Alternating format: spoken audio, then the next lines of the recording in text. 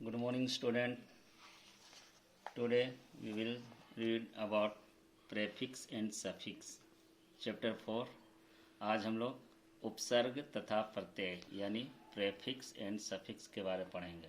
उपसर्ग और प्रत्यय दोनों मूल शब्द के आगे और पीछे लगकर शब्दों के विशेष अर्थ को बदलते हैं।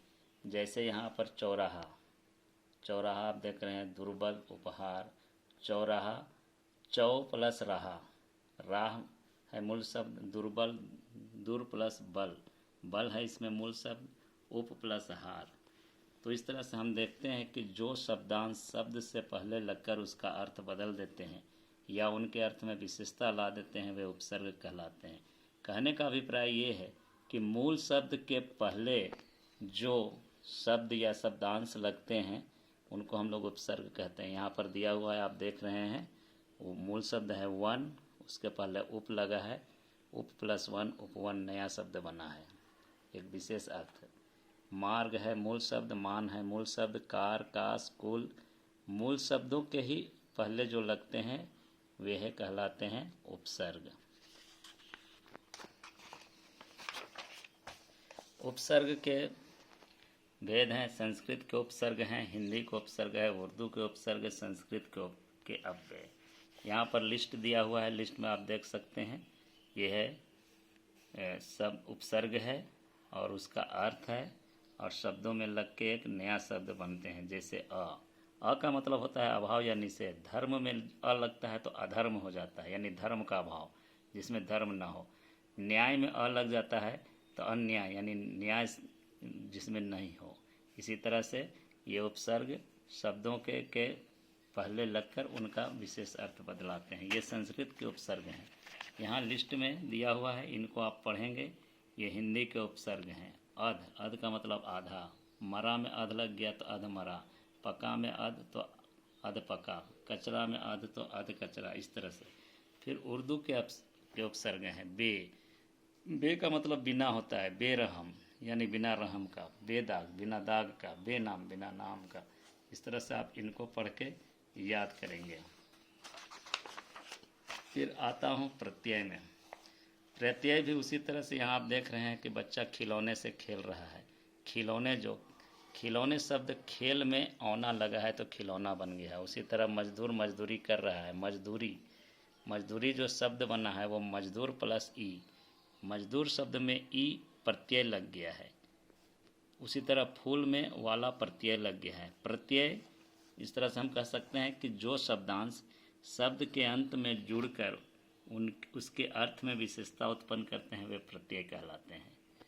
यानी याद रखिए, उपसर्ग शब्द के मूल शब्द के शुरू में लगता है और प्रत्यय मूल शब्द के अंत में। प्रत्यय के दो भेद माने जाते हैं। कृत प्रत्यय क्रिया में के अंत में लगता है और तद्धित प्रत्यय संज्ञा, सर्वनाम, विशेषण और अव्यय के अंत में लगता है।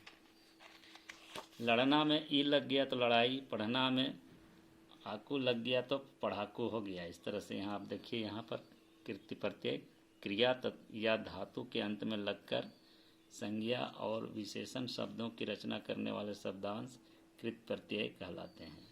यानी क्रिया के अंत में जब ये प्रत्यय लगते हैं तो फिर वो या तो संज्ञा बन जाते हैं या विशेषण बन जाते हैं। जैसे लिख, चढ़ क्रिया है, उसके अंत में लिख में आई लग गया तो लिखाई हो गया, चढ़ में आई लग गया तो चढ़ाई, और इस तरह से ये संज्ञा बन गए। तो इसको आप देख लेंगे, इसको अच्छी तरह से याद कर लेंगे। उसी तरह से ये लिस्ट है, इसको पढ़ के याद करना है।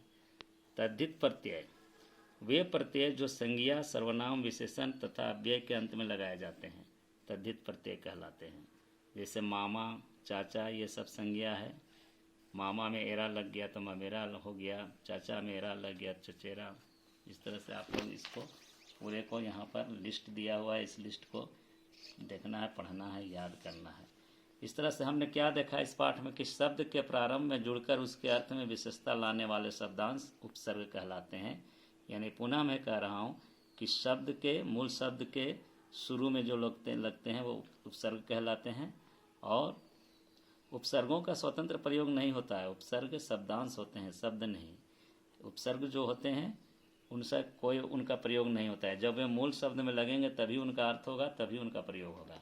और शब्द के अंत में जुड़कर उनके अर्थ में विशेषता लाने वाले शब्द प्रत्यय कहलाते हैं, अंत में जो लगते हैं। उपसर्ग की भांति प्रत्यय भी स्वतंत्र नहीं होते हैं, जब ये शब्द के शुरू या अंत में लगते हैं तभी। तो इस तरह से पाठ को आप लोग इसको अच्छी तरह से पढ़ के इन लिस्टों को आप लोग याद करेंगे तो समझ में आएगा। जो भी लिस्ट दिए हुए हैं इस लिस्ट को आप लोग अच्छी तरह से याद करेंगे। और आइए पाठ के अंत में कुछ प्रश्न दिए गए हैं। निम्नलिखित शब्दों से उचित उपसर्ग लगाकर एक नए शब्द बनाएं। इसमें उपसर्ग लगाकर आपको एक नया शब्द बनाना है। फिर ये क्वेश्चन नंबर 2 को उपसर्ग तथा मूल शब्द को अलग अलग करके लिखना है। सुनिश्चित प्रशिक्षण, मूल शब्द इसमें और उपसर्ग पीछे आप बुक को पलटेंगे तो आपको इसका आंसर मिल जाएगा। और प्रत्यय और मूल शब्द इसमें अलग करना है, पीछे से आप लोग इसको ढूंढ के यहाँ पर लिखेंगे। और इसमें मूल शब्द और प्रत्यय अलग अलग करना है। ये सारे शब्द पीछे बुक में दिए हुए हैं, आप लोग इसको बना के कॉपी में बना के जो यहाँ बुक में दिया हुआ है, स्पेस छोड़ा हुआ है, उसको बुक में बनाएंगे। क्वेश्चन नंबर 1 और 3 आप कॉपी में लिखेंगे नोटबुक में। ओके, फिर मिलते हैं नेक्स्ट क्लास में। Thank you.